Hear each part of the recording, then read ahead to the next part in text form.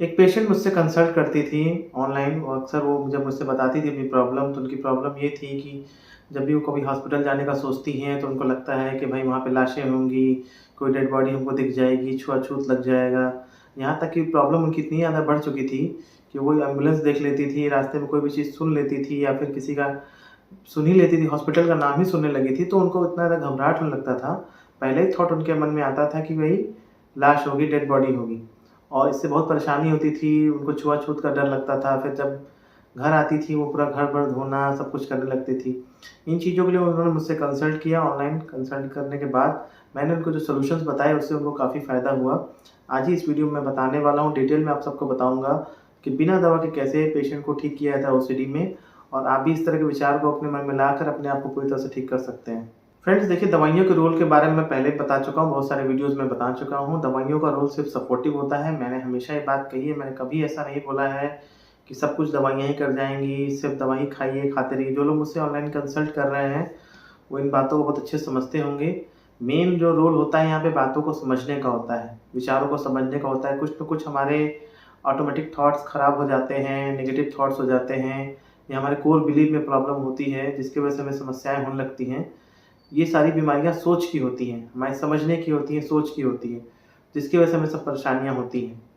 तो मैं आज बताने वाला हूँ कि बिना दवा के इस तरह के ओसीडी को कैसे ठीक किया जाए या किसी भी तरह ओसीडी को कैसे ठीक किया जा सकता है। आप इस एग्ज़ाम्पल के थ्रू आप समझ सकते हैं। अगर आपकी कोई और भी समस्या हो, ओसीडी जो भी जिस भी तरह का हो, आप कमेंट करके मुझे बताइएगा। ज़्यादा कमेंट जिस पे आएँगे, मैं उस पे एक वीडियो बना दूँगा या फिर अगर आपका प्रॉब्लम कुछ अलग होगा, तो मैं आपको बताऊँगा। आज तक लगभग मैंने 5000 से ज़्यादा ओसीडी के पेशेंट्स देखे हैं। सिर्फ़ ओसीडी पेशेंट्स की मैं बात कर रहा हूँ। 5000 से ज़्यादा पेशेंट्स मैंने देखे होंगे। तो ये जो लेडी थी, इन्होंने बहुत जगह दिखाया हुआ था, बहुत बताते हैं कि लाखों रुपए खर्च कर रखे हैं इन्होंने और उसके बाद फिर फाइनली फिर मेरे पास आए दिखाने के लिए, कंसल्ट किया ऑनलाइन। तो मैं हमेशा ये बात बोलता हूँ कि देखिए, कोई भी डॉक्टर कोशिश ही करता है और दिल से कोशिश करनी होती है। तो इन्होंने अपनी बात बताई कि जब भी मैं हॉस्पिटल जाती हूँ या विचार मेरे मन में आता है, तो लगता है कि वहाँ पे डेड बॉडी होगी। कोई एम्बुलेंस भी अगर मार्केट में मैंने देख लिया, तो मुझे लगता है कि उसमें डेड बॉडी होगा, लाशें होंगी, इसलिए मैं हॉस्पिटल नहीं जाना चाहती हूँ और लगता है कि हम जाएँगे तो छुआ-छूत ना हो जाए। अगर जब ये हॉस्पिटल चली भी जाती हैं अपने बच्चे के लिए, अगर टीका लगवाने के लिए या कोई प्रॉब्लम के लिए, तो घर पे आके धुलने लगती हैं सब कुछ।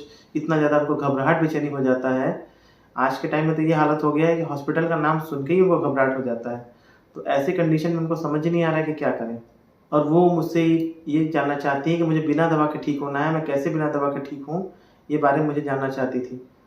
चलिए फ्रेंड्स, मैं मानता हूँ कि आपको बहुत ही नेगेटिव थॉट ऑटोमैटिकली आने लगता है। कोई भी इंसान जान के नहीं परेशान होना चाहता है कि वो परेशान रहे, उसको थॉट्स आ रहे हैं, क्योंकि बहुत से लोग बोलते हैं कि भई हम सोचते नहीं हैं, हमारे मन में विचार ऑटोमैटिक आने लगता है। ये बात कुछ हद तक सही है, लेकिन होता क्या है फ्रेंड्स कि जब हम किसी बात को ज़्यादा मानने लगते हैं, कोई बिलीव हमारा होता है, तो बिलीव से ही विचार बनते हैं। विचार बनते हैं, उसके बाद धीरे-धीरे जब उतना ज़्यादा प्रैक्टिस में हो जाते हैं, क्योंकि शुरुआत में हमें पता नहीं चलता है कि हम क्या सोच रहे हैं। जब हम सोच रहे हैं, मान लीजिए थोड़ा बहुत घबराहट हुआ, अगर हमने उस पे ध्यान नहीं दिया, तो फिर वो बढ़ने लगता है, बढ़ने लगता है। जब बीमारी बहुत ज़्यादा बढ़ जाती है, तब हमें समझ में आता है कि हाँ, हमें कोई प्रॉब्लम है। यहाँ पे जो कोर बिलीव ये है कि उन लेडी को किसी ने बता दिया था या उनको ऐसा लगता था, जो उनका कोर बिलीव या उनका विश्वास था हॉस्पिटल को लेकर, कि वहाँ पे सब जगह लाशें ही होती हैं, डेड बॉडी होती है। ये उनका एक मान्यता हो गया था कि भाई हॉस्पिटल में जाएँगे तो वहाँ पे हमको डेड बॉडी दिख जाएगा, तो हमको नहीं जाना चाहिए वहाँ पे, क्योंकि हम जाएँगे तो छुआ-छूत लग जाएगा। तो जब जैसा कोर बिलीफ होता है, जैसे हमारे बिलीफ सिस्टम होते हैं, जैसी हमारी मान्यताएँ होती हैं, उसी के हिसाब से हमारे थॉट्स उत्पन्न होते हैं। फिर हमारा जो कहते हैं ना कि कॉन्शियस ब्रेन जो हमारा होता है, जो हमारा सजग ब्रेन होता है, उसकी ज़िम्मेदारी होती है ये देखने की कि हम सही सोच रहे हैं कि गलत सोच रहे हैं। हम गलत जब भी हम सोचते हैं या हमारे अंदर गलत जब भी विचार आते हैं, तो हमें घबराहट सी होने लगती है, हमें बेचैनी होने लगती है। ये बात तो आप सबने महसूस की होगी। ऐसा कभी नहीं होगा कि आप अच्छा सोच रहे हैं या मान लीजिए मैं इसको आपको दूसरा एग्ज़ाम्पल समझाता हूँ। जैसे कोई इंसान नहाता है, मान लीजिए कोई इंसान 5 मिनट नहा रहा है, तो उसको कभी भी घबराहट नहीं होगी। ये बात आप समझिएगा, जो लोग नहाते होंगे, जिनको नहाने का प्रॉब्लम होगा, वो बात को समझते होंगे। या वो लोग जो लोग एक बार हाथ धुलते हैं, जैसे कोई किसी को कहीं माने खाना खा के आए, हाथ धुला एक बार, तो वो अगर एक बार हाथ धुला तो उसको घबराहट कभी नहीं होगा। अगर 2 बार, 4 बार, 10 बार हाथ धुलता है, तब उसको घबराहट होने लगती है, क्योंकि कहीं न कहीं उसके अच्छे मन को ये संकेत देता है कि भाई ये गलत हो रहा है, ये चीज़ सही नहीं है। क्योंकि जो चीज़ नॉर्मल होती है उसमें हमें कभी कोई घबराहट नहीं होती है। जब हम 5 मिनट 10 मिनट नहाते हैं तो हमें कभी घबराहट नहीं होती है। हम अगर आधा घंटा, घंटे, 2 घंटे, 3 घंटे नहाते हैं तब हमें घबराहट होती है। उसी तरह से हॉस्पिटल जाना नॉर्मली वो एक नॉर्मल चीज़ है। तो यहाँ पे जो लेडी थी, जो उनको हॉस्पिटल जाने से नाम से ही डर लगने लगा था, सोच में ही डर लगने लगा था, घबराहट, बेचैनी हो गई थी। इसका मतलब कहीं न कहीं उनका जो अच्छा ब्रेन है, अच्छा मन जो है, वो एक सिग्नल दे रहा है कि हाँ, कुछ तो गलत हो रहा है।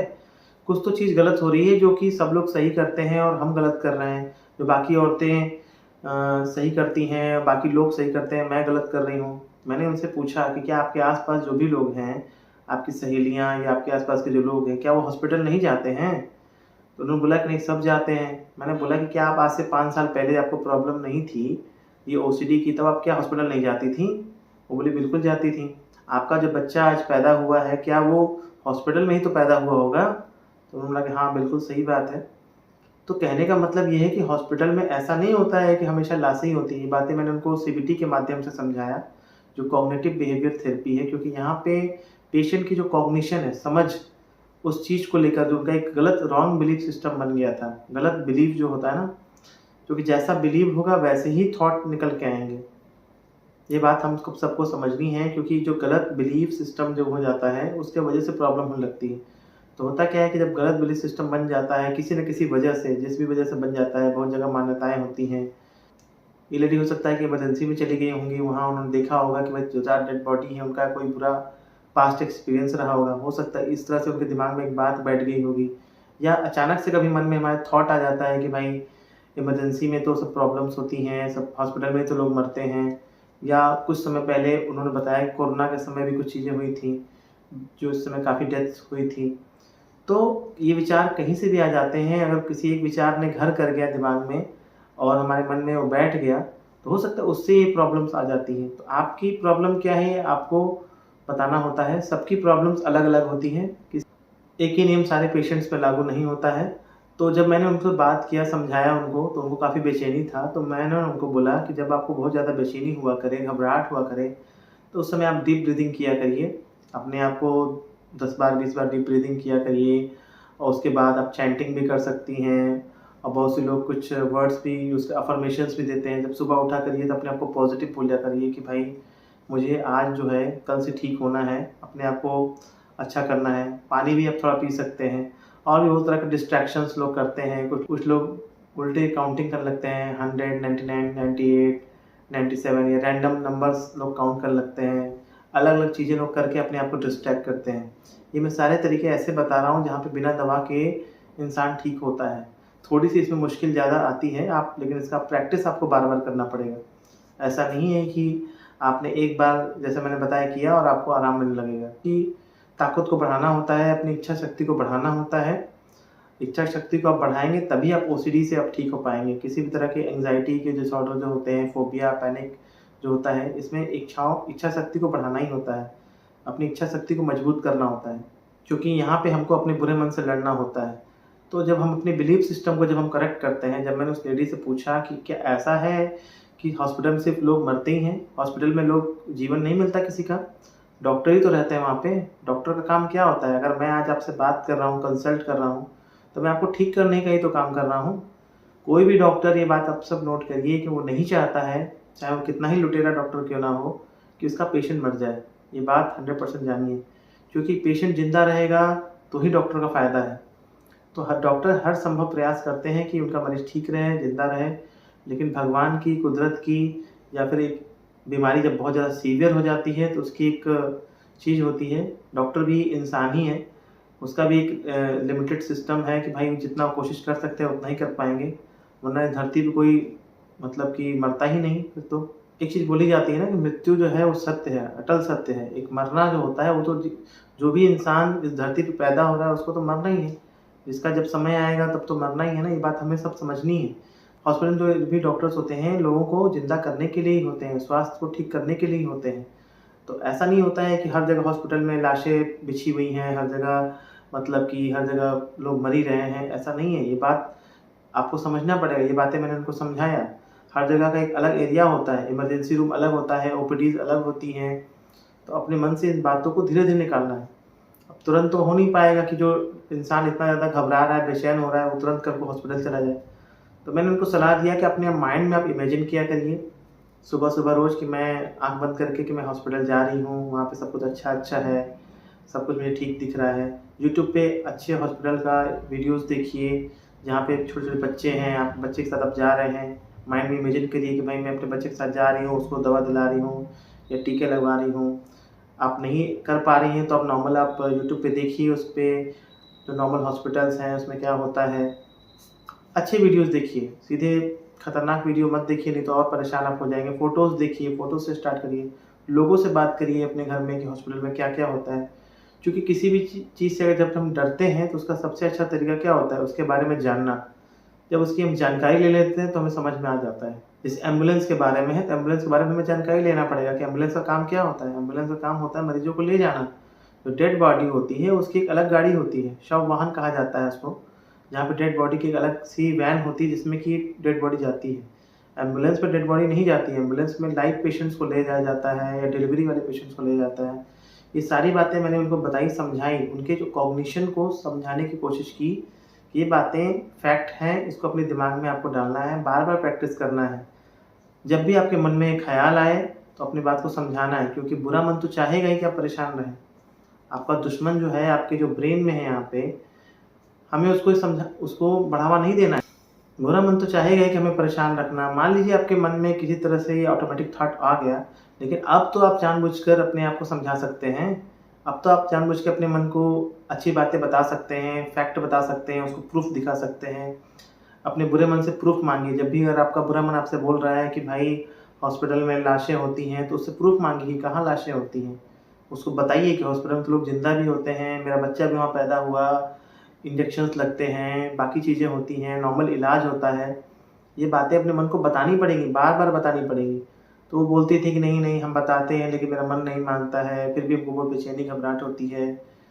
तो मैंने उनको समझाया कि देखिए लाइफ़ आपकी है, ये बात आपको समझनी है, फैक्ट पे जाना है, ज़िंदगी आपकी है। अगर आप नहीं समझेंगी तो आप परेशान रहेंगी। आप पिछले 5-6 सालों से परेशान हैं, आगे 5 साल, 10 साल भी परेशान रहेंगी। तो ठीक तो आपको होना है, तो समझना भी आप ही को है। मैं क्या कर सकता हूँ एज़ अ डॉक्टर? आपको समझा ही सकता हूँ और कुछ तो कर नहीं सकता हूँ। क्योंकि लाइफ़ आपकी है, प्रॉब्लम्स आपकी हैं, मैं आपको मदद कर सकता हूँ। और फिज़िकल बीमारियों में जैसे मैं एग्ज़ाम्पल बता दूँ, जैसे मान लीजिए किसी को शुगर है। अब कोई इंसान शुगर की दवा भी खा रहा है, साथ में मिठाई भी खा रहा है, तो कैसे ठीक हो पाएगा? अगर एक्सरसाइज़ नहीं कर रहा, बाकी चीज़ें नहीं कर रहा, तो ठीक नहीं हो पाएगा ना।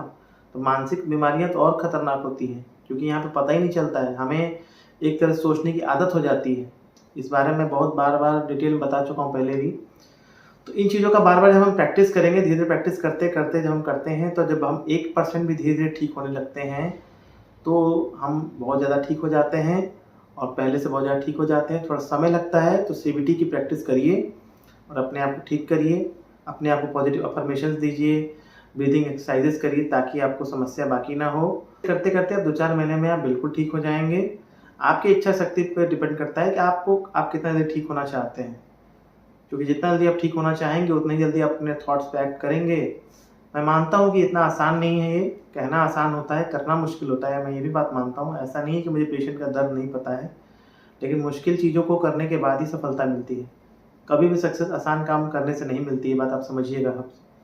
तो परेशानी ज़्यादा है, ओसीडी एक बहुत जिद्दी बीमारी है, इसको ठीक करिए, बिना दवा के बिल्कुल ठीक हो सकता है।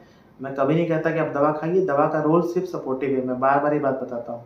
अगर आप बिना दवा के ठीक हो सकते हैं, तो इससे अच्छी और कोई बात नहीं हो सकती, क्योंकि इसमें आपके पैसे बचेंगे, थोड़े बहुत। हालाँकि काउंसलिंग और थेरेपी के पैसे तो देने ही होते हैं। हाँ, दवा के साइड इफ़ेक्ट से आप बच जाएँगे। तो उम्मीद करता हूँ ये वीडियो आपको पसंद आया होगा और जो ये वीडियो देख रहे होंगे, जिनके लिए मैंने वीडियो बनाया, उनको भी अच्छा लगेगा। कुछ उनको सीख मिलेगी, कुछ उनके लाइफ़ में सुधार आएगा। और मिलते हैं फ्रेंड्स आपसे एक नए वीडियो में, और अपने कमेंट्स करते रहिएगा, वीडियो को शेयर करिएगा। ऐसे वीडियो देखने के लिए धन्यवाद।